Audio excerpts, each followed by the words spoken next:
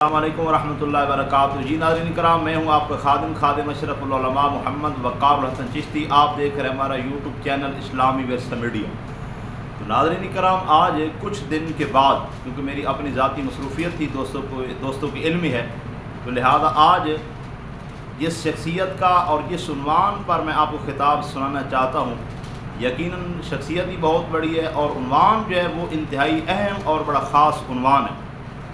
عنوان آپ نے ہماری سکرین کے اوپر دیکھ لیا ہوگا تھمبنیل کے اندر کہ یزید پلید، اس کا کردار کیا تھا تاریخ حدیث کے آئینے میں، اور یزید کی طرف داری کرنے والوں کی طرف سے جو دلائل پیش کیے جاتے ہیں، شیخ الحدیث صاحب رحمۃ اللہ علیہ نے ہر ایک کا قرآن حدیث کی روشنی میں جواب دیا۔ شیخ الحدیث صاحب کی زبانی مکمل خطاب آج تک کسی نے آپ کی زبانی یزید کے متعلق نہیں سنا ہوگا۔ ویسے تو خطابات کے اندر جیسے سوال کی جاتے ہیں، ان کے جواب میں تو شیخ الحدیث صاحب کی زبانی سنا ہوگا کہ یہ پلید تھا، یہ تھا، وہ تھا، لیکن مکمل خطاب کسی نے آج تک ان کی زبانی نہیں سنا ہوگا۔ تو آج یہ پہلی بار آپ کی خدمت میں خطاب پیش کر رہا ہوں، یزید پلید کا کردار تاریخ حدیث کے آئینے میں۔ مکمل خطاب آپ سنیں گے، اس کے اندر بہت معلومات آپ کو ملے گی۔ پھر خوب سیالوی صاحب رحمۃ اللہ علیہ نے آپریشن کیا ان بد نصیب لوگوں کا جو یزید کی طرفداری کرتے ہیں اور نواز رسول کے متعلق کہتے ہیں کہ امام علی مقام جو تھے وہ بدعت تھے، یہ تھے، وہ تھے۔ تو شیخ الحدیث صاحب نے مکمل حقائق بیان کر دی اور یزید کی طرف سے اس کی حمایت میں پیش کی جانے والے ہر ایک سوال کا جواب دیا، حتیٰ کہ جو حدیث مشہور پیش کی جاتی ہے سیالوی صاحب نے اس کا بھی رد پیش کیا۔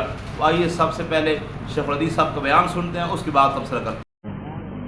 کرے کوئی غلطی، کرے کوئی گناہ، کرے کوئی قابل اعتراض کام، اس کی ثابت قدمی کی دعا کی جا سکتی ہے، اس کے لیے اجر کی دعا کی جا سکتی ہے۔ تو پتہ چلا نبی کریم علیہ السلام کی نگاہ نبوت کے اندر اور آپ کی جو حقیقت دین نگاہ ہے اس کے اندر امام حسین رضی اللہ تعالیٰ عنہ کا یہ قدم اٹھانا ٹھیک تھا، برحق تھا۔ اسی لیے آپ کی ثابت قدمی کی دعا بھی فرمائی اور آپ کے لیے اجر کی بھی نبی پاک نے دعا فرمائی۔ حضرات گرامی، امام حسین رضی اللہ تعالیٰ نے یزید کے خلاف قدم اٹھایا۔ اسے کہا جاتا ہے کہ مکے والے مطمئن ہیں، مدینے والے مطمئن ہیں، عالم اسلام مطمئن ہے۔ حسین پاک کو کیوں اعتراض پیدا ہوا، لیکن اسی یزید کے خلاف اہل مدینہ نے بغاوت کی، اہل مکہ نے بغاوت کی ہے، اور یزید کی خلافت کا جوا اپنی گردنوں سے اتار کے پھینک دیا گیا ہے، اور اہل مدینہ نے 700 صحابہ کی قربانی دی ہے، 10,000 تابعین کی قربانی دی ہے، 1000 عورت نے اپنی عزت کی قربانی دی ہے، اور مالوں کی جو ہے بربادی وہ اس کے علاوہ ہے۔ اتنی بڑی قربانی دے دی لیکن یزید کی خلافت کو قبول نہیں کیا۔ آخر اہل مدینہ کو کیا ہوا، وہ کیوں یزید کے خلاف اٹھ کھڑے ہوئے؟ اہل مکہ نے یزید کی بیعت توڑ دی، خلافت کے خلاف بغاوت کر دی، ان کے خلاف کارروائی کی گئی، کعبے کے منجنیکوں سے وار کیے گئے، پتھر پھینک پھینک کے کعبے کی دیواروں کو توڑ دیا گیا، غلاف جلا دیے گئے، چھت کو آگ لگ گئی۔ حضرت اسماعیل علیہ السلام کے بدلے میں ذبح ہونے والے میڈے کے سینگ موجود تھے، وہ جل گئے۔ اہل مکہ نے کیوں مخالفت کی؟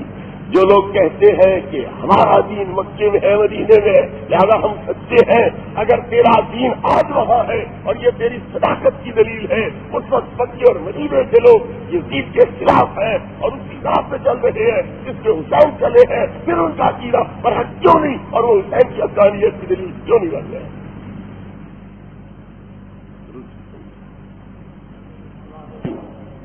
بالآخر اہل مکہ اور اہل مدینہ اسی راہ پہ چل رہے ہیں جس پہ امام حسین چلے تھے۔ تو پھر معلوم ہوتا ہے نبی پاک کے لاڈلے نے اپنی ولایت کی نظر سے سب سے پہلے وہ کچھ دیکھ لیا تھا جو بعد میں مکے اور مدینے والوں نے دیکھا، تو الٹا ماننا پڑے گا کہ اتنی اور نگاہ بصیرت کسی کے پاس نہیں تھی جتنی کہ امام حسین کے پاس موجود تھی۔ اللہ گرامی، نبی کریم علیہ الصلوۃ والتسلیم کو حضرت ام سلمہ رضی اللہ عنہا نے مدینہ پاک کے اندر خواب میں دیکھا۔ حضرت عبداللہ بن عباس رضی اللہ عنہما نے نبی کریم علیہ الصلوۃ والتسلیم کو مکہ پاک میں دیکھا، دوپہر کے قریب آپ نے زیارت بخشی، جس طرح کوئی سفر سے آتا ہے، گرد و غبار کپڑوں پہ ہے، بالوں پہ ہے، ہاتھ میں کوئی بوتل پکڑی ہے، عرض کیا میرے ہمارے ماں باپ آپ پہ فدا ہوں، یہ کیسا منظر ہے جو ہم دیکھ رہے ہیں؟ سرکار نے فرمایا کہ شہد تو قتل الحسین آنے پا، میں ابھی ابھی حسین کی قربانی دیکھ کے آ رہا ہوں، شہد کو قتل الحسین آنے پا، میں ابھی ابھی حسین کی قربانی دیکھ کے آ رہا ہوں۔ حضور تو یہ بوتل میں کیا ہے؟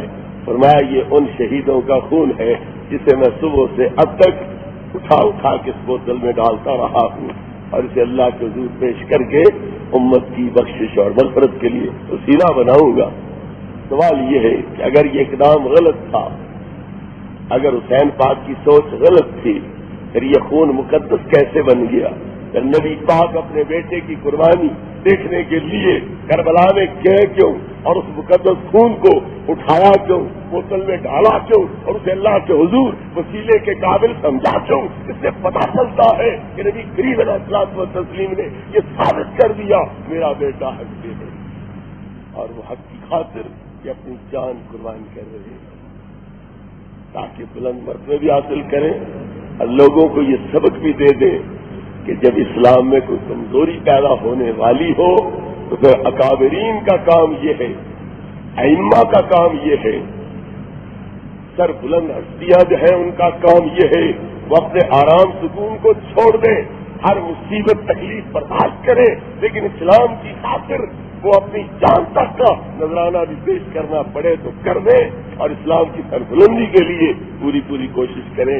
حسین پاک رضی اللہ تعالی عنہ نے یہ سبق سکھلا دیا کہ جب اسلام پہ مشکل وقت آئے تو پھر یزیدی ارادوں کے سامنے ایک ناقابل تسلیم شیطان بن کے کھڑے ہو جانا چاہیے، جان قربان کرنی پڑے تو کر دینی چاہیے، لیکن یزیدیت کو پنپنے سے روک دینا چاہیے۔ نہ زیاد کا وہ ستم رہا، نہ یزید کی وہ رہی جفا، جو رہا تو نام حسین کا جسے زندہ رکھتی ہے کربلا۔ اللہ کی رامی ہم اہل سنت والجماعت حضور سیدنا امام حسین رضی اللہ تعالیٰ عنہ کے اس لحاظ سے بھی ممنون ہے کہ آپ نے یہ قربانی دے کر ہمارے عقیدے پر مہر تصدیق لگا دی کہ سنیوں کا عقیدہ برحق ہے، سنیوں کا نظریہ ٹھیک ہے، سنیوں کا مذہب برحق ہے، ہمارے عقیدے پر یہ مہر تصدیق لگا دی۔ کہا یہ جاتا ہے حضرت علی رضی اللہ تعالیٰ عنہ جو وزیر مشیر بنے خلفائے ثلاثہ کے، بیچارے ڈرتے تھے قتل نہ کر دیں، بیعت چونکہ کرتے تھے قتل نہ کر دیں، مقتدی کیوں بنے کرتے تھے قتل نہ کر دیں، رشتے داریاں کیوں قائم کی کرتے تھے قتل نہ کر دیں۔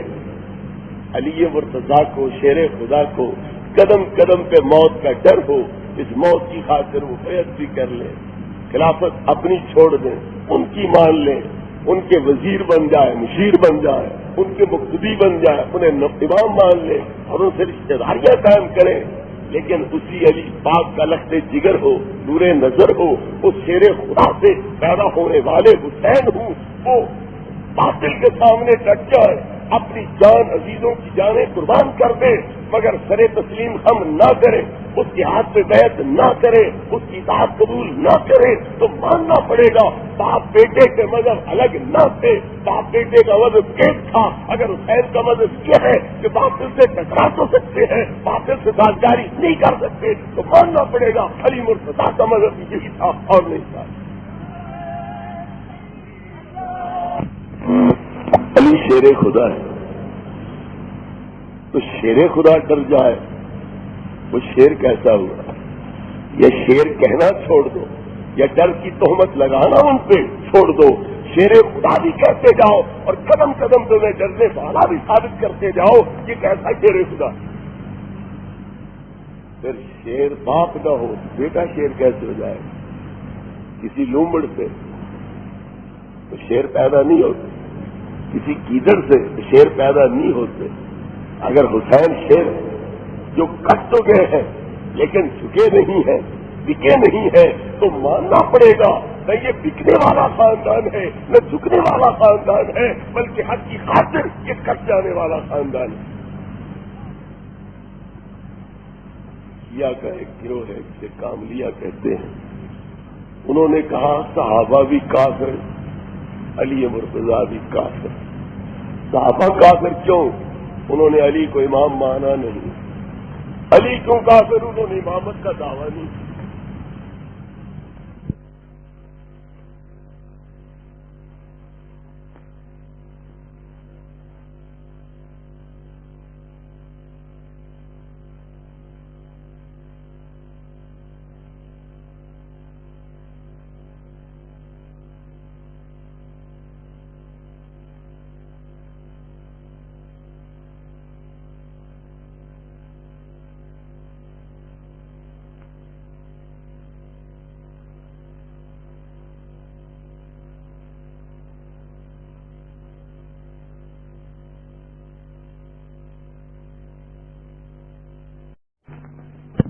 کیوں؟ انہوں نے امامت کا دعویٰ کیوں نہیں کیا؟ سارا ہی صفایا کر دیا۔ ماشاءاللہ مذہب ہو تو ایسا ہو۔ ان سے کوئی پوچھے جب حضرت علی نے دعویٰ کیا ہی نہیں تو وہ غریب مانے کیسے کہ یہ امام ہے؟ نبی پاک اگر نبوت کا دعویٰ ہی نہ کرتے تو کوئی آپ کو نبی نہ مانتا تو وہ کیوں مجرم ہوتا؟ وہ کیوں قابل مواخذہ ہوتا؟ وہ عذاب کا حقدار کیوں ہوتا؟ کیونکہ ما کننا معذبین حتی نبعث رسولا، اللہ فرماتا ہے جب تک ہم رسول نہ بھیجے ہم کسی قوم کو عذاب نہیں دیتے۔ عذاب تبھی دیتے ہیں جب رسول بھیج کے ہم ادھر ختم کر دیں، ان کے بہانے ختم کر دیں، پھر نہ مانیں ہم عذاب نہیں دیتے۔ پھر عذاب کیوں آ رہے ہیں؟ تکلیفیں کیوں موج رہی ہے؟ 40 سال تک آپ نے اعلان نبوت نہیں کیا تو جو 40 سال کے عرصے میں مر گئے کیا ان پہ عذاب ہوگا اس لیے کہ تم نے کیوں نہیں مانا میرے نبی؟ تو جب حضرت علی دعویٰ کرتے ہی نہیں امامت کا تو باقی صحابہ کا قصور ہی کیا ہے؟ وہ کیسے مانتے آپ کو امام جب آپ خود دعویٰ ہی نہیں امامت کا کہہ رہے؟ میرے بھائیوں کتنے افسوس کی بات ہے کہ حضرت علی مرتضیٰ شیر خدا رضی اللہ عنہ پہ ڈر خوف کی تہمت لگائی جائے تو انہوں نے جان بچانے کی خاطر قرآن کی پرواہ نہیں کی، بدلتا ہے تو بدل جائے، اسلام کی پرواہ نہیں کی، تباہ ہوتا ہے تو ہوتا رہے۔ دین مٹ گیا، قرآن مٹ گیا، نبی پاک کی دعوت ختم ہو گئی، آپ کا لایا ہوا دین ختم ہو گیا، لیکن علی ڈر سے مسئلہ ہوئے کیوں؟ میری جان چلی جائے گی، میں مارا جاؤں گا، اس لیے میں نہیں میدان میں آتا۔ پھر امام حسین رضی اللہ عنہ کو وہ سبق کیوں نہ دے گئے جو خود انہیں یاد تھا؟ وہ اپنے بیٹی کو کیوں نہ سمجھا گیا کہ بیٹا چلو تم ادھر ہو، ہوا ہو جدھر کی، زمانے سے سازگاری کرنا، زمانے سے مخالفت نہ کرنا، جنگ نہ لڑنا۔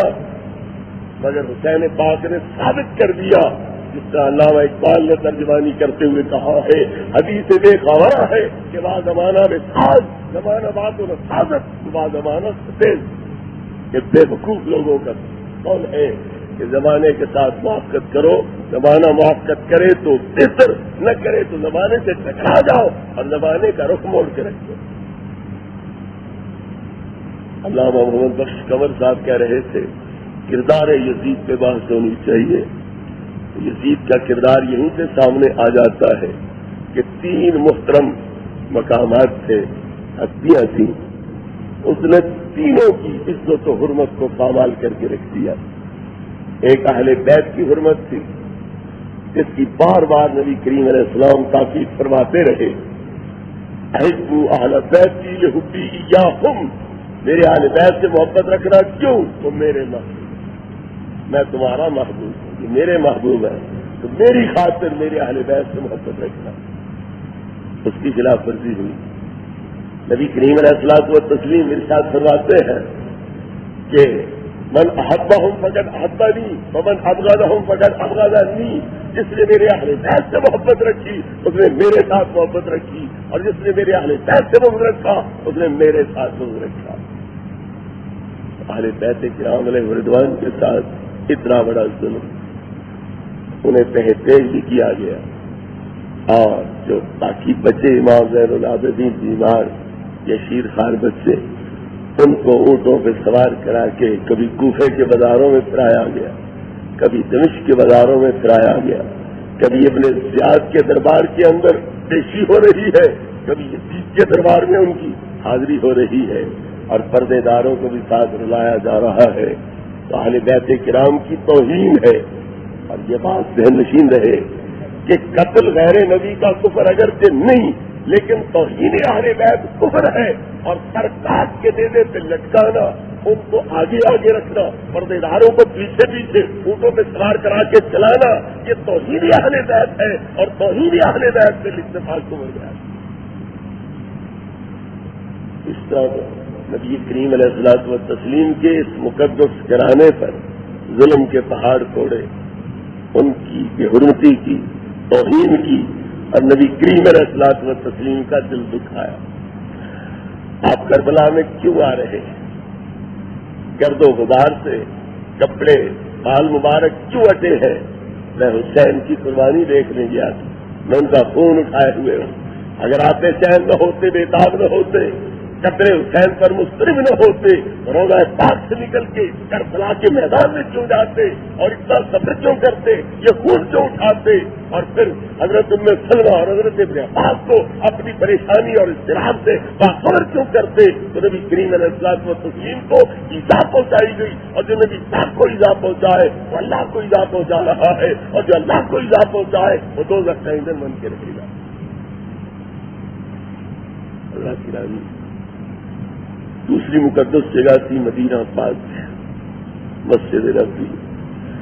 وہ انصار 10 سال تک نبی پاک کو مہمان بنانے والے، مہاجرین کو مہمان بنانے والے، ان کی خدمتیں کرنے والے، ان کو جگہ دینے والے، مالک زمینوں کے خود کاشت خود کرتے ہیں، فصل پک جاتی ہے تو نصف مہاجرین کو دے دیتے ہیں، نصف آپ رکھتے ہیں۔ ایسی مزارت بھی کبھی دیکھی کسی نے کہ مالک زمین آپ کاشت کرے، تکلیف مشقت آپ اٹھائے، فصل تیار ہو جائے تو کسی کو آدھا حصہ دے دے، آدھا آپ رکھے۔ زمین والا آرام سے بیٹھ کے کھاتا ہے، لوگ محنت کرتے ہیں، ان کی کمائی سے نصف یہ لیتا ہے، نصف کاشتکار لے جاتا ہے۔ اگر یہاں زمیندار بھی آپ ہے، کاشتکار بھی آپ ہے، فصل تیار ہو جاتی ہے تو نصف آپ رکھتے ہیں، نصف مہاجرین کو دے دیتے ہیں۔ جن کے بارے میں قرآن گواہ ہے، یؤثرون علی انفسہم ولو کان بہم خصاصہ، خود محتاج ہیں، بھوکے ہیں، لیکن وہ اپنی بھوک برداشت کرتے ہیں، نبی پاک کی خاطر ہجرت کرنے والوں کو بھوکا نہیں رہنے دیں۔ ان انصار کی عزت کی گئی، ان کو قتل کیا گیا، ان کی بچیوں کی عزت لوٹی گئی، مہاجرین کی عورتوں کی بے حرمتی کی گئی، مہاجر صحابہ کو قتل کیا گیا، 700 صحابی شہادت نوش کر رہا ہے، 10,000 تابعی جامع شہادت نوش کر رہے ہیں، اور 3 دن تک مدینہ کو مباح کر دیا گیا ہے۔ اس میں یزید کے لشکری جو چاہے کرتے پھرے، ان کے لیے کوئی روک ٹوک نہیں۔ یہاں آ کر جو یزید کے طرفدار تھے وہ بھی چلا اٹھے کہ یہ کیسر و کسریٰ تو حکم دے سکتا تھا، ایک مسلمان حاکم تو یہ حکم نہیں دے سکتا تھا کہ 3 دن تک مدینہ تمہارے لیے مباح ہے، چاہو بندوں کو قتل کرو، چاہو عورتوں کی عصمت دری کرو، چاہو کسی بے گناہ کا مال لوٹو۔ یہ کیسر و کسریٰ تو حکم دے سکتے تھے، ایک مسلمان آدمی یہ حکم نہیں دے سکتا تھا۔ مسجد نبوی میں گھوڑے پھر رہے، پیشاب کر رہے ہیں، لید کر رہے ہیں، اذان بند ہے، تکبیر بند ہے، جماعت بند ہے۔ حضرت سعید ابن مسیب رضی اللہ تعالیٰ عنہ دیوانے بن کے مسجد میں بیٹھے رہے، باہر نہ جان سکتے تھے، نہ وقت دیکھ سکتے تھے، روضہ پاک سے اذان کی آواز آتی تھی تو پتہ چلتا تھا نماز کا وقت ہو گیا، روضہ پاک سے تکبیر کی آواز آتی تو یہ بھی کھڑے ہو جاتے۔ نبی کریم علیہ الصلوۃ والتسلیم کی ابتدا میں ان دنوں کے اندر جماعت ہوتی ہے، اور حضرت سعید ابن مسیب بھی اسی سے شرف اندوز ہو رہے ہیں۔ تیسری مقدس جگہ تھی کعبہ شریف، برسائے گئے، اس کی دیواروں میں پراڑیں پڑ گئی، اس کا غلاف جل گیا، اس کی چھت جل گئی، مکے والوں کو شہید کیا گیا۔ اس نے کسی عزت والے کی عزت چھوڑی ہی نہیں، کسی مکرم معظم ہستی کی عزت و تکریم باقی رہنے ہی نہیں دی۔ تو پھر اس کے لیے بد کردار ہونے کا اس سے بڑا ثبوت اور کیا ہو سکتا ہے کہ اس نے اپنی حکومت کی خاطر ہر پاپڑ بیلا ہے، ہر ظلم اور زیادتی کی ہے، اور جو کافر بھی نہیں کر سکتے تھے وہ کام اس نے کر دکھایا۔ یزید کی ہلاکت کے بعد کیونکہ سرکار کا فرمان ہے من اخاف اہل المدینہ سے انما کما ینما الملح فی الطعام، جو میرے مدینے والوں کو خوف زدہ کرے گا وہ یوں گل جائے گا جس طرح کہ نمک پانی میں گل جاتا ہے۔ اس کی فوج مدینہ کو تاراج کر کے جب مکے کی طرف چلی تو مسلم ابن عقبہ جو کمانڈر تھا وہ رستے میں ہلاک ہو گیا، اور جب مکے میں پہنچے تو پتا چلا کہ ان کا باپو یزید بھی فنار ہو گیا ہے، تو فوجیں پھر دم دبا کے بھاگی اور بے شمار لوگ ان سے مارے گئے۔ اس طرح پر وہ فنار ہوا۔ تو جب اس کا بیٹا معاویہ اس کا نام تھا وہ مسند خلافت میں بٹھایا گیا، اس نے کہا اس حکومت کی خاطر میرے باپ نے کتنے پاپڑ بیلے، کتنے ظلم کیے، کتنی زیادتیاں کی، لیکن حکومت نے اس کے ساتھ وفا نہیں کی، اور وہ اپنے گناہوں سمیت قبر کے اندر اللہ کے حضور اب جواب دے رہا ہے جس حکومت کا میں نے سکھ کوئی نہیں دیکھا، میں اب اس کا دکھ کیوں دیکھوں، میں یہ بوجھ نہیں اٹھاتا، جس کو مرضی ہو اپنا بادشاہ بنا لو، میں تو اس کو بتا رہا ہوں۔ یزید کا بیٹا خود قائل ہے اس بات کا کہ میرا باپ مجرم تھا، گناہگار تھا، سیاہکار تھا، بیٹے کی شہادت کے بعد کسی اور شہادت کی ضرورت ہی کیا؟ بیٹا کہہ رہا ہے کہ میرے باپ نے اس حکومت کی خاطر یہ پاپڑ بیلے، اہل بیت پہ ظلم کیا، اہل مدینہ پہ ظلم کیا، اہل مکہ پہ ظلم کیا، تو جب یہ اس کے ساتھ وفا نہیں کر سکی تو میں نے تو اس خلافت کا پہلے ہی لطف کوئی نہیں اٹھایا، اس سے کوئی راحت حاصل نہیں کی، اب میں اس کی مشقتوں میں جو رشتے دار بنوں مجھے اس کی ضرورت ہی نہیں۔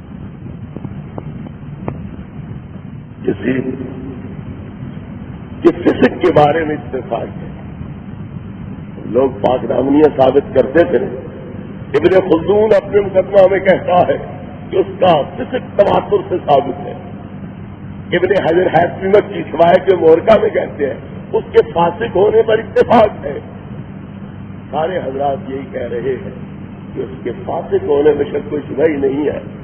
تو پھر امام حسین رضی اللہ تعالی عنہ نے ایک فاسق کے خلاف اگر قدم اٹھایا ہے اور اس کی حکومت کو ہلا کے رکھا ہے، یہ آپ کا حق بنتا تھا، نبی کے لاڈلے کو یہ لازم تھا کہ اپنے نانا جان کے دین کی حفاظت کے لیے جو قربانی بھی دینی پڑے وہ قربانی دیں، اور اپنے طور پر یہ کوشش کریں کہ میرے نانے کا دین محفوظ ہو جائے۔ دوسری پہلے کمر صاحب بڑے بچے سنبھالے بیٹھے ہیں۔ السلام علیکم یا نبی اللہ وعلی آلہ وصحبہ یا رحمۃ العالمین۔ اگر یزید واقعی فاسق فاجر ظالم تھا، ان صحابہ کے بارے میں کیا کہا جائے گا جنہوں نے اس کی بیعت کر لی تھی؟ ان پر فاسق فاجر کی بیعت کا الزام عائد نہیں ہوتا؟ اگر نہیں ہوتا تو پھر امام حسین پر الزام عائد ہوتا ہے کہ انہوں نے یزید کی بیعت سے کیوں انکار کیا؟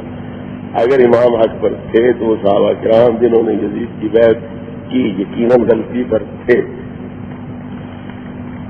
امام حسین رضی اللہ تعالی عنہ نے جب مخالفت کی سن 61 میں اس کے خلاف میدان میں آئے، 63 کے اندر پورے اہل مدینہ اور اہل مکہ اس کے خلاف میدان میں آ گئے، اور میں بھی عرض کر گیا کہ 700 صحابہ شہید ہو گئے، لیکن یزید کی اطاعت انہوں نے قبول نہیں کی۔ جنہوں نے پہلے بیعت کی تھی اور جس سے یزید کی خلافت ثابت کرتے ہو، وہی کہہ رہے ہیں کہ ہم نے غلطی کی ہے، یزید کے بارے میں ہمیں پورا علم نہیں تھا کہ وہ ایسا کرتوتی ہو جائے گا اور اس طرح کی حرکات کرے گا، لہذا ہم اس کی خلافت کو کہ چوہے کو اپنی گردن سے اس طرح پر اتارتے ہیں جس طرح یہ چوتی اتار رہے ہیں۔ کوئی پگڑی اتار کے پھینکتا ہے جس طرح میں نے یہ پگڑی اتار کے پھینکی، میں یزید کی خلافت کو اس طرح پھینک رہا ہوں۔ کوئی جوتی اتار کے پھینکتا کہ جس طرح میں نے یہ جوتی اتار کے پھینکی، میں یزید کی خلافت کو اس طرح اتار کے پھینک رہا ہوں۔ تو پہلے یزید کا کردار واضح نہیں تھا، اب ان حضرات کے سامنے آیا۔ خاص طور پر آل رسول کے ساتھ ظلم اور زیادتی کے بعد جو اس کا رخ سامنے آیا، جو چھپا ہوا رخ سامنے آیا، اس کے بعد ان کے لیے کوئی گنجائش نہ رہی کہ ایسے یزید کی حکومت کو ہم تسلیم کیے رکھیں۔ حضرت حنظلہ غسیل ملائکہ کے صاحبزادے حضرت عبداللہ فرماتے ہیں ہم نے یزید کے خلاف اس وقت خروج کیا جب ہمیں یہ خطرہ محسوس ہوا کہ کہیں ہم پر آسمان سے پتھر نہ برسائے جائیں، اس لیے ہم نے یزید کے خلاف کارروائی کی۔ والی رشید احمد صاحب گنگوئی کہتے ہیں کہ یزید پہلے اتنا برا نہ تھا جتنا کہ خلافت کی گدی پر بیٹھنے کے بعد وہ برا ہو گیا۔ اور حقیقت بات بھی یہی ہے کہ بندے کے پاس اقتدار نہ ہو تو پورے لچھن وہ نہیں ظاہر کر سکتا، اقتدار کی کرسی پہ آئے تو پھر وہ اور پر پردے نکالتا ہے۔ اس لیے پہلا یزید اور تھا، جب اتنے بڑے عالم اسلام کی باغ ڈور اس کے ہاتھ پہ آئی پھر اس کا رویہ کچھ اور ہو گیا۔ اللہ کی رحمت، یزید کی بیعت ایک مرتبہ ہو گئی، لیکن اس بنا پر کہ اس کے کرتوت واضح نہیں تھے، اس وقت بیعت کر لینا بھی ٹھیک تھا، لیکن امام حسین رضی اللہ تعالیٰ عنہ اس کے قریب رہے، اس سے اچھی طرح باخبر تھے، اس لیے کہا کہ یزید کو ہم اچھی طرح جانتے ہیں، یزید اس قابل نہیں میری نظر میں کہ میں اس کی بیعت کر دوں۔ لہذا آپ نے امیر معاویہ رضی اللہ عنہ کے دور میں ہی یزید کی بیعت سے انکار کر دیا۔ امام حسین نے بھی، عبداللہ ابن زبیر رضی اللہ عنہ نے بھی، حضرت عبداللہ ابن عمر رضی اللہ عنہ نے بھی، اور اس کے علاوہ کئی اور حضرات نے بھی بیعت سے انکار کیا۔ حضرت عبد الرحمن ابن ابی بکر نے بھی کہا کہ ہمیں خلافت سے واسطہ کوئی نہیں، لیکن ہم بیعت یزید کی نہیں کر سکتے۔ لہذا کئی حضرات نے اس کا انکار کیا، اور بعض نے یہ دیکھا کہ حضرت عثمان کی شہادت کے بعد حضرت علی پاک کی خلافت کے دور میں کئی جنگیں ہوئی، ہزاروں آدمی مارے گئے، چلو کون بنتا ہے اسے چھوڑو، اگر وہ قرآن حدیث کے مطابق عمل کرا رہے تو بیعت کر لو، کیا حرج ہے۔ لیکن جب دیکھا کہ یہ خود بھی بدعمل ہے اور یہ دین کو بھی تباہ کر کے رکھ دے گا، حسین پاک نے پہل کی، پھر مدینہ والوں نے بھی اس کی آپ کی قیادت کی، مکے والوں نے بھی آپ کی اتباع کی اور اقتداء کی، اور اس یزید کے خلاف ہو گئے۔ جب تک یزید کی حقیقت حال سامنے نہ آئے تو بیعت کرنے والے معذور ہیں۔ جب حقیقت حال سامنے آ گئی، اب اس بیعت سے برقرار رہنا یہ ٹھیک نہ تھا، اس لیے انہوں نے حسین پاک کی اتباع کرتے ہوئے اس بیعت کے جوئے کو اپنی گردن سے اتار پھینکا۔ پہلا فیصلہ بھی انہوں نے کیا، دوسرا بھی انہوں نے کیا، اگر پہلا ٹھیک تھا تو پچھلا غلط کیوں ہو گیا؟ امام حسین کا جنازہ کس نے پڑھایا تھا اور آپ کی قبر کہاں ہے؟ سر اور وجود اکٹھے تھے، یہ سر اور جگہ، سر اور جگہ۔ جنازہ اس میدان کربلا کے قریب غادریہ کے لوگ رہتے تھے، انہوں نے آپ کی نماز پڑھ کے آپ کو دفن کیا، اور آپ کے سر مبارک کے بارے میں 3 قول ہیں۔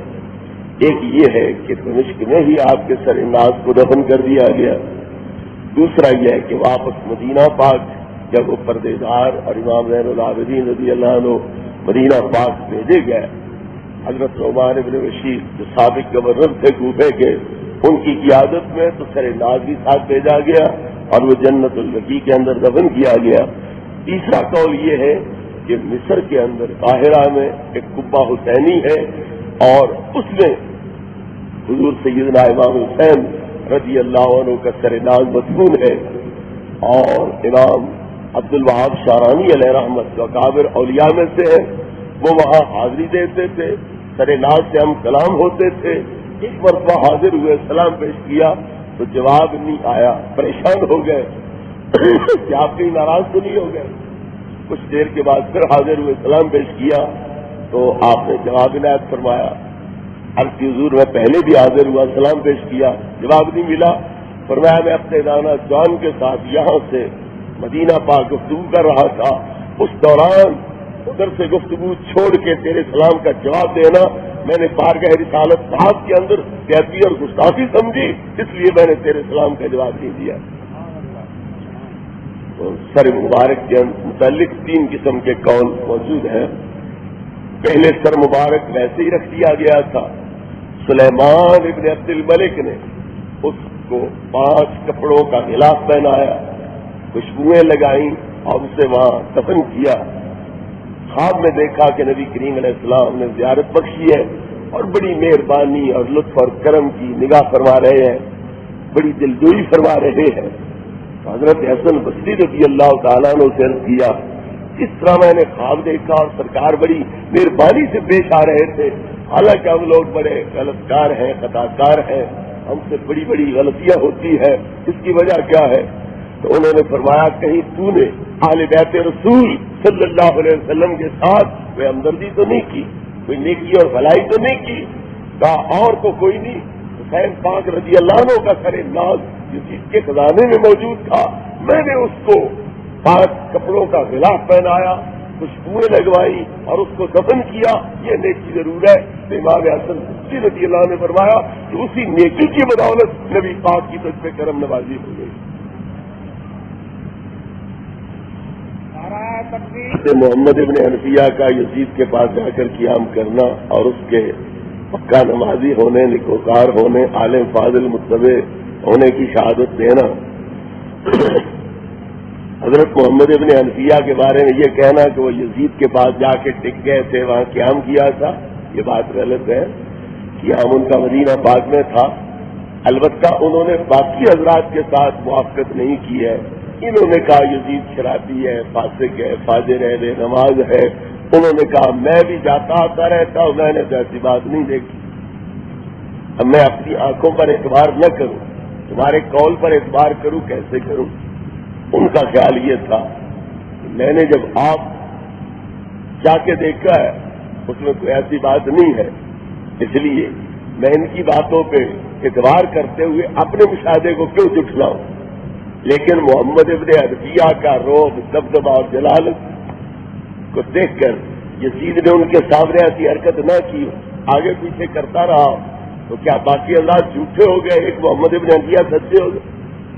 اپنی جگہ پر آپ بھی سچے ہیں کہ آپ نے نہیں دیکھا، اور جو دوسرے ہیں وہ بھی سچے ہیں کیونکہ انہوں نے دیکھا ہے۔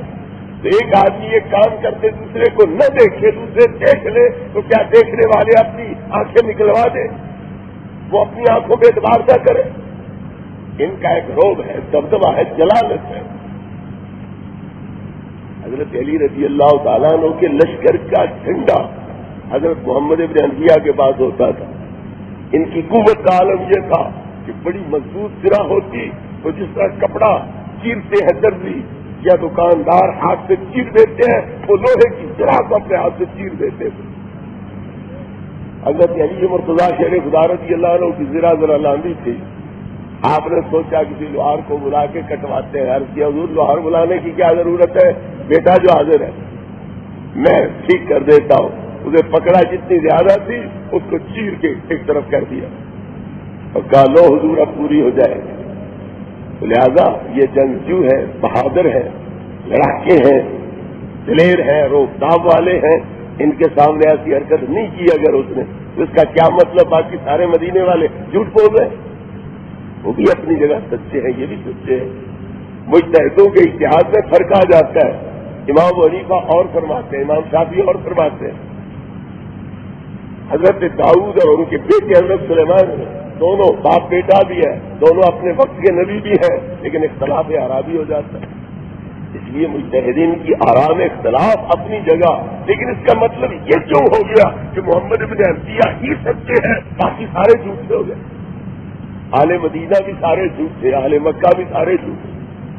یہ عقل باور کر سکتی ہے کہ 700 صحابی تو جھوٹ بول رہا ہو، 10,000 تابعی تو جھوٹ بول رہا ہو، ایک تابعی سچ بول رہا ہو۔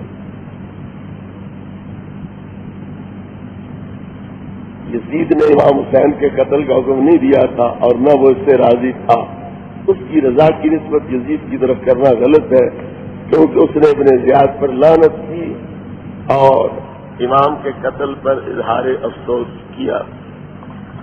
یزید کو اتنا تو پتہ چل گیا تھا کہ کوفے والے امام حسین کو بلا رہے ہیں، امام حسین کے لیے بیعت ہو رہی ہے، اور جو ہمارا گورنر ہے نعمان ابن بشیر یہ سستی کا مظاہرہ کر رہا ہے، اتنا تو پتہ چل چکا تھا، اسی لیے نعمان ابن بشیر کو معزول کر دیا گیا اور اس کی جگہ پر ابن زیاد کو مقرر کر دیا گیا۔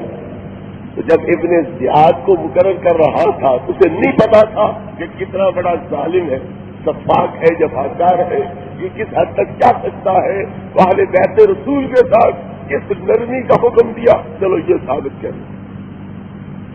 اگر نہیں پتا کہ کوفے میں امام آ رہے ہیں، کوفے والے ان کے لیے بیعت کر رہے ہیں، تو اگلا گورنر معزول کیوں کیا، نیا گورنر مقرر کیوں کیا؟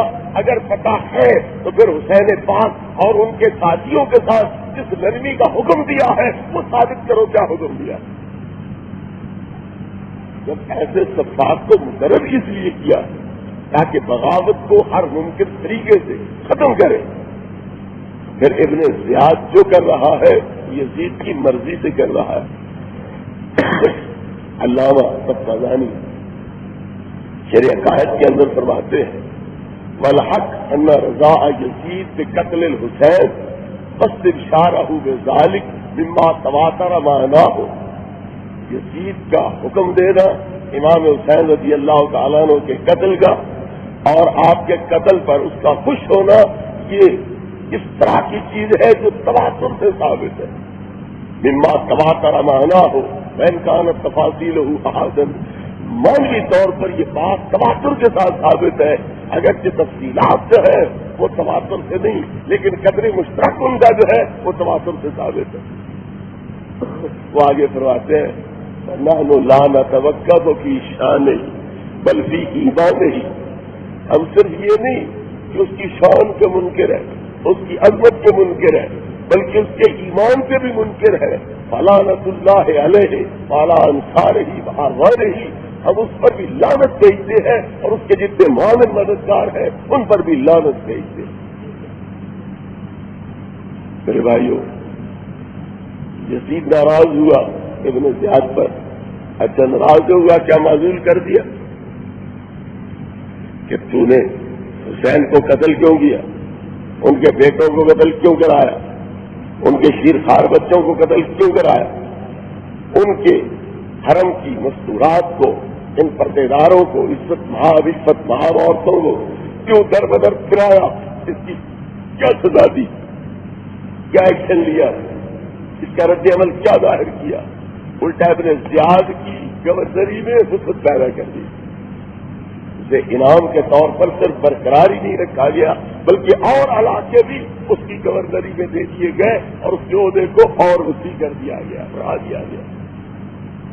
اس لیے اگر کچھ کیا ہے تو وہ ظاہر داری کے لیے، ریاکاری کے طور پر، دکھلاوے کے طور پر، اور علماء نے یہ کہا ہے پہلے پہل تو خوشی کا اظہار کیا، لیکن حضرت انس یا زید بن ارقم اور دیگر صحابہ جو وہاں موجود تھے، جب انہوں نے ناپسندیدگی کا اظہار کیا اس وقت کہا کہ ابن مرجانہ پہ اللہ لعنت کرے، اس نے لوگوں کے دلوں میں میری عداوت کا پودا تاج کر دیا۔ یہ بات کی بات ہے، پہلے اس نے خوشی اور مسرت کا اظہار کیا، جب کوا دیکھ کے ان شہیدوں کے سروں کو چلانے لگا اس نے کہا نائب الغراب وقل تو کل اولم تکل لقد اکتسیت من الرسول سیونی، کوا چیخ چلا رہا ہے، میں نے اسے کہا چلا یا نہ چلا، میں نے تو بدر کے اندر اپنے مارے جانے والے بزرگوں کے بدلے آل رسول سے لے لیے۔ جو کفر اور شرک کی حالت میں اس کے بڑے مارے گئے تھے ان کے بدلے آل رسول سے لے، ہم اسے مومن سمجھ سکتے ہیں۔ اس لیے یہ دعویٰ کرنا کہ یزید تو بڑا ناراض ہو گیا تھا ابن زیاد پر، اسے سزا دی تھی، اسے معزول کیا تھا، کیا سزا دی گئی اسے؟ الٹا اور علاقے اس کی گورنری میں دے دیے گئے کہ تو اچھا کنٹرولر ہے، زیادہ مزید علاقے بھی دھیرے دھیرے انتظام ہونے چاہیے۔ اس لیے یزید کی طرفداری میں یہ باتیں کرنا کتنی غلط بات ہے۔ پھر یزید اچھا تھا، اہل مدینہ سارے برے تھے، اہل مکہ سارے برے تھے، جنہوں نے یزید کی بجائے عبداللہ ابن زبیر کو اپنا امام بنا لیا، یزید کی امامت ہے اسے ختم کر دیا، کیا مکے مدینے والے سارے برے ہو گئے؟ یہاں ظلم کی انتہا ہے. آج کے مکے مدینے والے تیرے پیشوا ہے. ہمارا دین وہ ہے جو مکے مدینے میں ہے. کیوں؟ وہ اللہ کا شہر ہے، نبی کا شہر ہے. یہ لوگ اللہ رسول کو پسند نہ ہوتے، اللہ انہیں کیوں وہاں رکھتا؟ نبی پاک انہیں کیوں وہاں رکھتے؟ آج جنہیں اللہ نے رکھا، نبی پاک نے رکھا، وہ تو ہو گئے تیرے امام. اور جنہیں اس وقت اللہ رسول نے رکھا تھا وہ امام نہ ہوئے، وہ جھوٹے ہو گئے، وہ باغی ہو گئے، وہ غلط کار ہو گئے.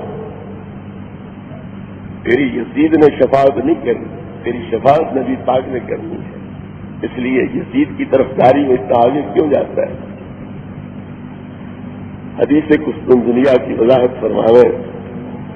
ایک حدیث بخاری شریف میں موجود ہے. نبی کریم علیہ الصلوۃ والتسلیم دوپہر کو استراحت فرما رہے تھے. آنکھ کھلی تو آپ ہنستے ہوئے مسکراتے ہوئے بیدار ہوئے. ام حرام رضی اللہ عنہا نے عرض کیا، یا رسول اللہ، اللہ آپ کو ہنستے رکھے، مسکراتے رکھے، یہ کیا معاملہ ہے؟ فرمایا، میں نے اپنی امت کے کچھ لوگ دیکھے جو سمندری کشتیوں اور بیڑوں پہ اس طرح سوار ہیں جس طرح کے بادشاہ تخت پہ بیٹھے ہوتے ہیں، اور وہ اللہ کی راہ میں جہاد کر رہے ہیں، اور وہ جنتی لوگ ہیں. آپ یا رسول اللہ دعا کیجیے اللہ مجھے بھی ان میں سے کرے. آپ نے دعا کر دی.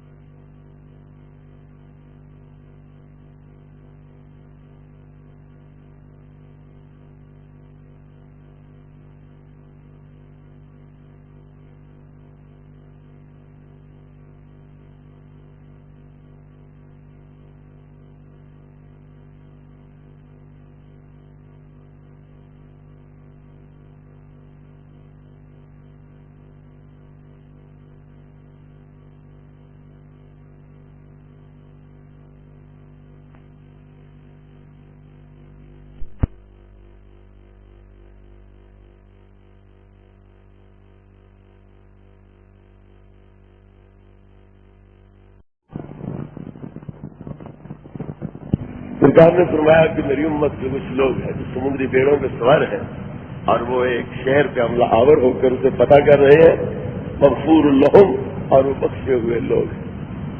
عرض کی دعا کرو اللہ مجھے بھی ان میں سے کرے. انت من الاولین، تو پہلوں میں سے ہے، پچھلوں میں سے نہیں ہے. یہ سرکار نے خوشخبری دے دی کہ تو پہلے گروہ میں داخل ہوگی. چنانچہ آپ پہلا گروہ امیر معاویہ رضی اللہ عنہ قیادت میں جنگ لڑا، اس میں شامل تھی، اور آپ رستے میں شہید ہو گئے. سرکار کی دعا بھی اور غیبی خبر بھی ان کے حق میں پوری ہو گئی. دوسرے لشکر کی قیادت بقول ان کے یزید کر رہا تھا، لہذا یزید کی بخشش کا اعلان ثابت ہو گیا. یزید بخشایا. پہلی بات تو یہ ہے کہ اس لشکر کے بارے میں یہ ہے مغفور لہم، وہ بخشے ہوئے ہیں، یہ تو موجود ہے، لیکن یہ نہیں کہ وہ جنتیوں کے سردار ہیں. بخشا جانا اور بات ہے، بلا حساب و کتاب جنت میں چلے جانا، جنتیوں کا سردار بن جانا، یہ اور بات ہے. حسنین کریمین رضی اللہ عنہ کے بارے میں یہ بھی موجود ہے. الحسن والحسین سیدہ شباب اہل الجنہ، میرا حسن و حسین جنتی جوانوں کے سردار ہیں. جو شہر فتح کرے اور جس کے لیے یہ مجدہ ہو، وہاں تو صرف مغفرت کا لفظ ہے، اور وہ بھی عمومی طور پر، نام یزید کا کوئی نہیں. یہاں نام لے کر جن کو جنتی جوانوں کا سردار کہا جا رہا ہے ان کی مخالفت کی جائے، اور جس کا نام بھی کوئی نہیں اور صرف بخشش کی بات کی جا رہی ہے اس کی طرفداری کی جائے، اس کے گن گائے جائیں، یہ کہاں کا انصاف؟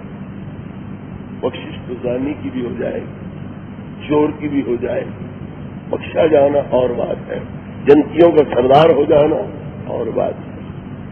حضرت ابو ذر رضی اللہ تعالیٰ نے فرماتے ہیں، حضور کی بارگاہ میں حاضر ہوا، آپ نے فرمایا ابو ذر یہ مجدہ سن بھی لو، لوگوں کو سنا بھی دو، من قال لا الہ الا اللہ دخل الجنہ، جو بھی لا الہ الا اللہ کہہ لے گا وہ جنت میں داخل ہو جائے گا۔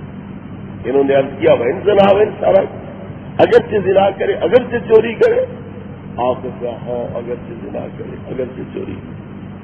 3 مرتبہ انہوں نے اپنی بات کو دہرایا، تینوں مرتبہ سرکار نے فرمایا وَإِن زَنَا وَإِن سَرَقَ، اور تیسری مرتبہ فرمایا عَلَىٰ رَغْمِ أَنفِ أَبِي ذر، ابو ذر کی ناک مٹی میں رگڑی ہی کیوں نہ جائے، اس کی مرضی کے طرف وہ جنت میں داخل ہو جائے گا، ضرور بخشا جائے گا۔ لہذا بخشا جانا اور بات ہے، جنتیوں کا سردار بن جانا اور بات ہے۔ ٹکر جنتیوں کے سردار سے لو اور دلیل میں صرف یزید کی یہ بشارت پیش کرو کہ وہ بخشا جانے والا ہے، تو بخشے تو شرابی بھی جائیں گے، زانی بھی جائیں گے، چور بھی بخشے جائیں گے، ڈاکو بھی بخشے جائیں گے۔ اس سے یزید کی پاکدامنی کیسے ثابت ہوگی؟ نبی کریم علیہ الصلوۃ والتسلیم فرماتے ہیں میرا دین ہمیشہ قائم رہے گا، حتیٰ کہ پہلا شخص جو میرے دین میں خلل پیدا کرے گا، دین کے قلعے میں دراڑیں پیدا کرے گا، اول من یسلمہ رجل یقال له یزید، وہ یزید نامی شخص ہوگا جو میرے دین کے قلعے میں دراڑیں پیدا کرے گا۔ پہلا شخص یہ ہوگا۔ ایک ہستی کے بارے میں نبی پاک نام لے کے فرماتے ہیں یہ جنتی جوانوں کا سردار ہے، دوسرے کے بارے میں نام لے کے فرماتے ہیں کہ پہلا شخص جو میرے دین کے قلعے میں دراڑیں پیدا کرے گا، میری سنت کو تباہ کرے گا، وہ یزید نامی شخص ہوگا۔ پھر ایسے یزید کی پرستاری کا کیا مطلب؟ کون مومن ہے جو ایسے شخص کے بارے میں گن گائے اور اس کے قصیدے پڑھے اور اس کی عظمتیں اور شانیں بیان کرے؟ میرے بھائیوں، پہلی بات تو یہ ہے کہ یزید اس لشکر کا کمانڈر تھا ہی نہیں، بلکہ سفیان ابن عوف اس لشکر کے کمانڈر تھے جس نے قسطنطنیہ کو فتح کیا۔ ایک بات۔ دوسری بات یہ ہے اگر یزید کمانڈر ہو بھی صحیح، اس کا مطلب یہ ہے کہ اس عمل کی روح سے یزید کمانڈر ہو یا کوئی ہو، اس لشکر کی روح، اس عمل کی روح سے یہ لشکر جنت کا حقدار ہے، بشرطے کہ اور کوئی رکاوٹ موجود نہ ہو۔ ایک عمل پر جو بشارت دی جاتی ہے اس کا مطلب یہ ہوتا ہے اس عمل کی وجہ سے اسے یہ جزا مل سکتی ہے، بشرطے کہ اور کوئی رکاوٹ نہ ہو۔ مثال کے طور پر حدیث بات میں ہے کہ جو بندہ وضو کر کے تازہ وضو کے ساتھ 2 رکعت نفل پڑھ لے اور دل میں دنیا کا خیال نہ آنے دے، اس کے لیے جنت کے 8 دروازے کھل جائیں گے۔ اب وہ وضو بھی کرے، تازہ وضو سے 2 رکعت نفل بھی پڑھ لے، دنیا کا خیال بھی دل میں نہ آنے دے، لیکن فرض نماز چھوڑ دے، کیا وہ جنت کے دروازے کھلے رہیں یا بند ہو جائے؟ پتہ چلا حدیث برحق ہے، اس عمل کا یہ ثواب ضرور ہے، لیکن شرط یہ ہے کہ اور کوئی رکاوٹ نہ ہو۔ اسی طرح اگر جہاد کیا جائے، اس جہاد کی بدولت جنت مل سکتی ہے، جنت تلواروں کی چھاؤں کے نیچے ہے، اور شہید ہونے والے یا یہ قربانیاں دینے والے اعلیٰ درجات کے مالک ہیں، بشرطے کہ اور کوئی رکاوٹ نہ ہو۔ وہ رکاوٹ کیا ہے؟ آل رسول کی ایذا، یہ بھی نبی پاک کی ایذا ہے، اہل مدینہ کی ایذا، یہ بھی نبی پاک کی ایذا ہے، اہل مکہ کی ایذا، یہ بھی نبی پاک کی ایذا ہے۔ نبی پاک فرماتے ہیں من اخاف اہل المدینہ سے اخافہ اللہ وعلیہ لعنۃ اللہ والملائکۃ والناس اجمعین لا يقبل منہ صرف ولا عدل۔ جو میرے مدینہ والوں کو خوف زدہ کرے گا، اللہ اسے خوف زدہ کرے گا اور اس پہ لعنت بھیجے گا۔ سب فرشتے لعنت بھیجیں گے، سب لوگ لعنت بھیجیں گے، نہ اس کے فرض قبول ہوں گے نہ اس کے نفل قبول ہوں گے۔ یہ بھی تو حدیث میں موجود ہے۔ ان حدیثوں کے اعتبار میں صرف جس سے یزید کی شان ثابت ہو وہ ٹھیک ہے، جس سے یزید کی کوئی کوتاہی ثابت ہو، اس کا کوئی ظلم، اس کی کوئی زیادتی ثابت ہو، وہ ناقابل اعتبار ہو گئی۔ لہٰذا ساری حدیثوں کو سامنے رکھو، پھر فیصلہ کرو کہ یزید کیا تھا۔ ایک مرتبہ عیسائیوں کا شہر فتح کر کے اسے چھٹی مل گئی تو آل رسول کو بھی فتح کر لے، تو مدینہ پاک کو بھی فتح کر لے، تو کعبہ شریف کو بھی فتح کر لے، مکے والوں کو بھی فتح کر لے، ہر ایک کے خون سے ہولی کھیلتا جا جن سے چھٹی مل گئی۔ اگر اس عمل کی وجہ سے اس میں کوئی استحقاق پیدا ہوا بھی تھا، اس نے خود اپنے استحقاق کو ختم کر دیا۔ جب اس نے خود اپنے استحقاق ختم کر دیے ہیں تو اسے جنت میں کیسے لے جا سکتا ہے اور اس کو جنت کی قسمیں تقسیم کرنے والا کیسے بنا سکتا ہے؟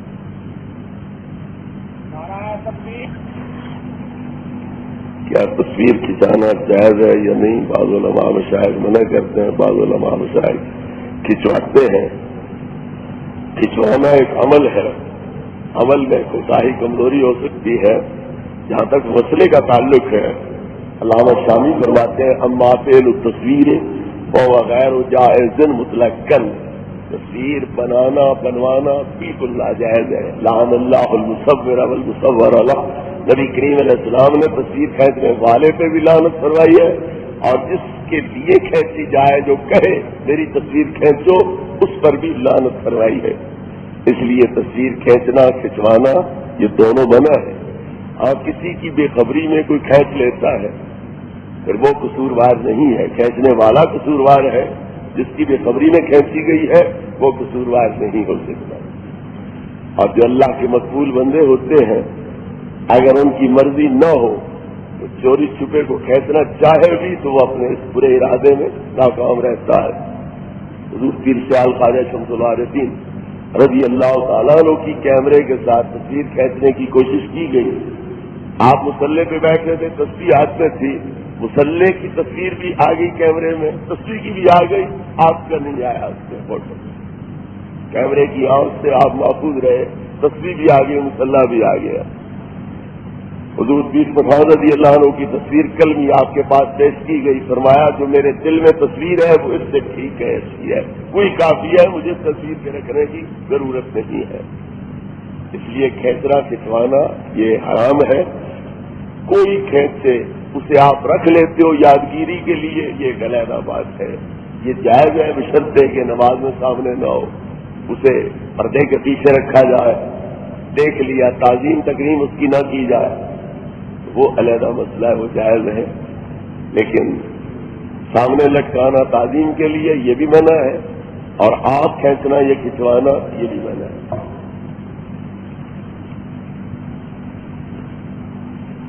کیا حضور پاک صلی اللہ علیہ وسلم پنج تن کی بچپن میں لکھی ہے، 55 لکھے ہیں۔ کیا حضور پاک صلی اللہ علیہ وسلم بچپن کی عمر سے غیب کا علم جانتے تھے یا نبوت ملنے کے بعد عالم الغیب ہوئے؟ اگر آپ عالم الغیب تھے تو ان کے پاس غیب کا علم کہاں سے آتا تھا؟ ان کو غیب کا علم کون ان کو غیب کا علم دیتا تھا؟ جو حضور صلی اللہ علیہ وسلم کو غیب کا علم دیتا تھا وہ بھی تو کوئی ذات ہے، یقیناً وہ ذات اللہ کی ذات ہے، تو پھر اصل اور ہمیشہ رہنے والا اور غیب کی خبریں اپنے نیک پرہیزگار عابد بندوں کو دیتا ہے، اصل عالم الغیب تو وہی ہوا، حضور پاک تو نہ ہوئے۔ اس پر تفصیل سے روشنی ڈالیں، ایڈی لمبی تقریر کرنے کی لوڑ کوئی نہیں، تو لفظ کہنے کافی ہے۔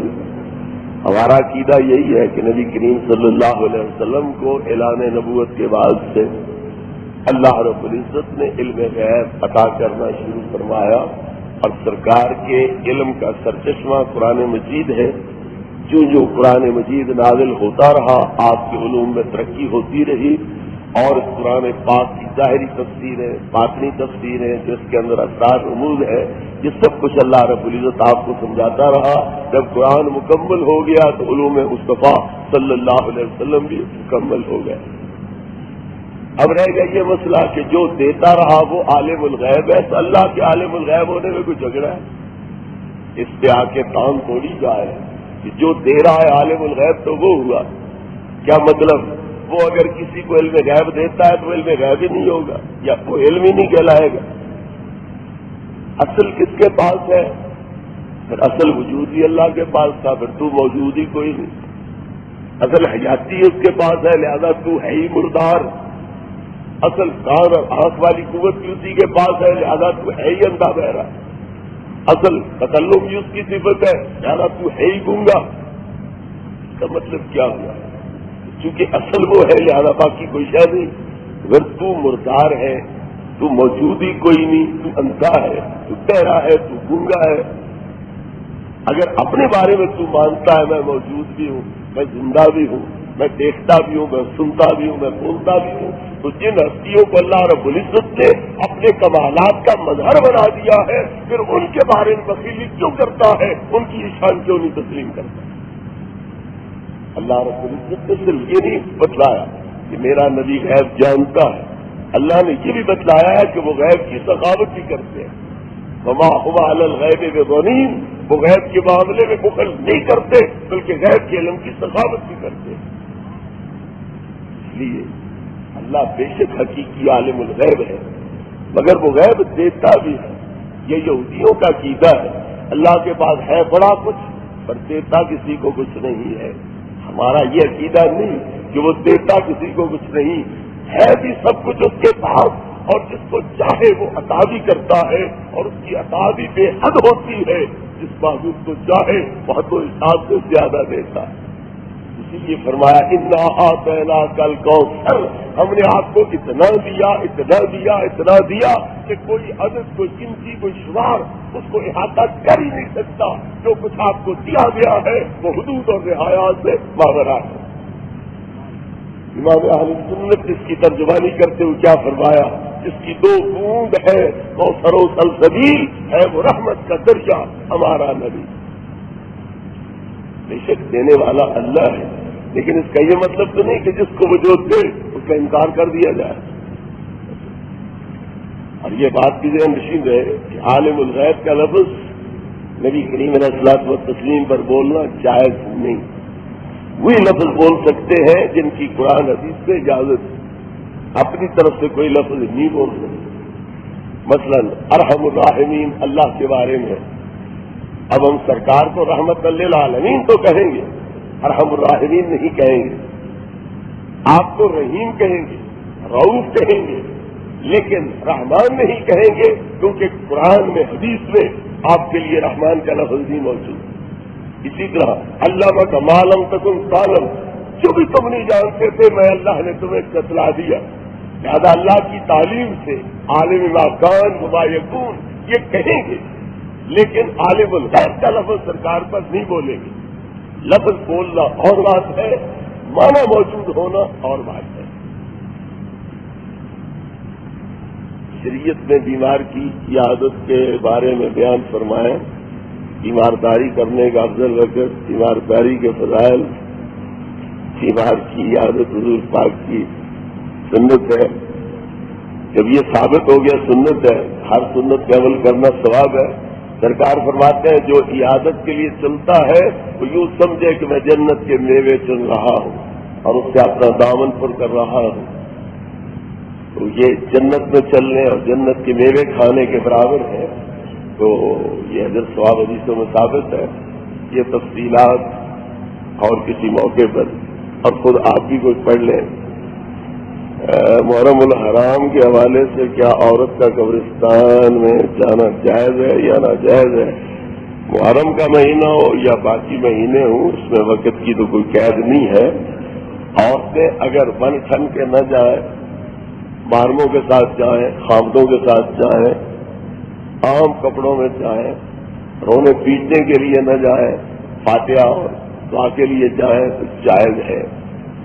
نبی کریم علیہ الصلوۃ والتسلیم نے ایک عورت کو قبرستان میں دیکھا جو رو رہی تھی، پیٹ رہی تھی.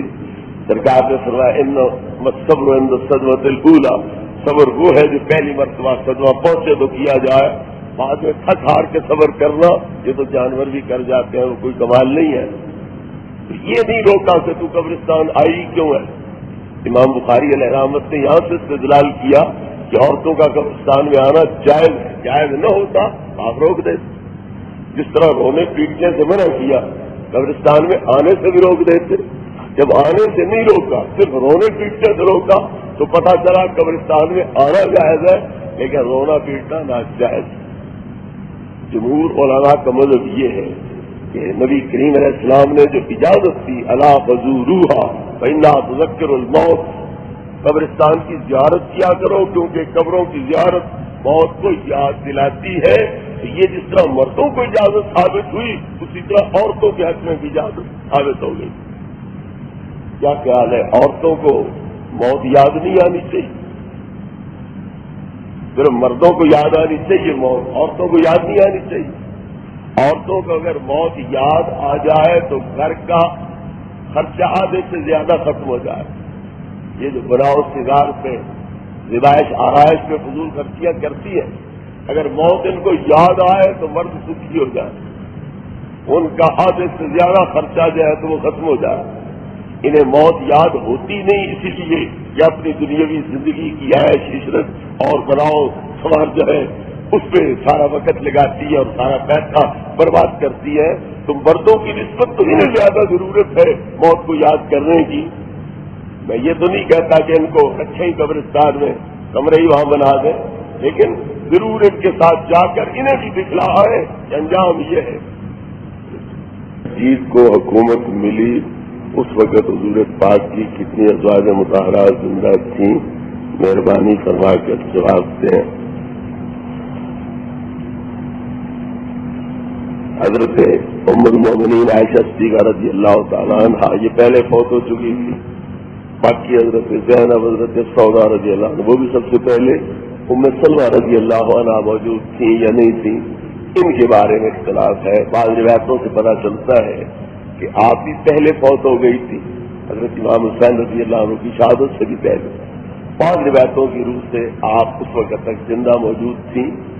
پہلے میں نے عرض کیا ہے کہ آپ نے سرکار کو خواب میں دیکھا، بعض لوگ کہتے ہیں کہ خواب میں یوں دیکھا کہ گویا بعد والا منظر پہلے ان کو دکھلا دیا گیا، بعض کہتے ہیں کہ نہیں آپ اس وقت موجود تھیں۔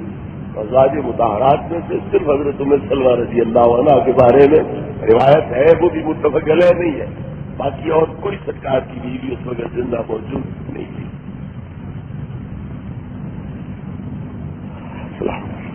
پروگرام ہر بدھ کو ہوتا ہے، وہ پہلے آپ اٹینڈ کریں، اس کے بعد انشاءاللہ سر غور ہو سکتا ہے۔ اور آپ تشریف لاتے ہیں جناب نوجوان رہنما، محافظ تنظیم کے رہنما جناب رانا احمد رضا صاحب، مختصر سے وقت میں اپنے تاثرات کا خیالات کے درد فرماتے ہیں جناب رانا احمد رضا صاحب۔ بسم اللہ الرحمن الرحیم۔ استادوں کے استاد شیخ الحدیث کے بعد مجھ جیسے حقیر شخص کا کچھ کہنا سمجھ میں نہیں آتا، لیکن ایک بات، میں بہت بڑے جلسوں میں بھی گیا، میں سابق اسٹوڈنٹ لیڈر ہوں، بہت سی یونیورسٹیوں اور کالجوں میں گھوما ہوں، لیکن جو روحانیت۔ ناظرین کرام، امید کرتا ہوں آج کا جو خطاب ہے آپ نے مکمل سنا ہوگا۔ اگر خطاب سنا تو اپنی محبت کے اظہار کمنٹس کے اندر لازمی کیا کریں، ہمارے اس چینل کو فالو کریں، لائک کریں، سبسکرائبر کریں، شیئر کریں اور دوستوں کو بتایا کریں یہ وہ چینل ہے جس کے اوپر نامور اکابرین ملت جو موجود، جو گزر چکے، ان کے روزانہ بیان اپلوڈ ہوتے ہیں۔ تو آئیے شیخ الحدیث صاحب کو بیان سنیں گے، انشاءاللہ ملیں گے نیکسٹ ویڈیو کے اندر۔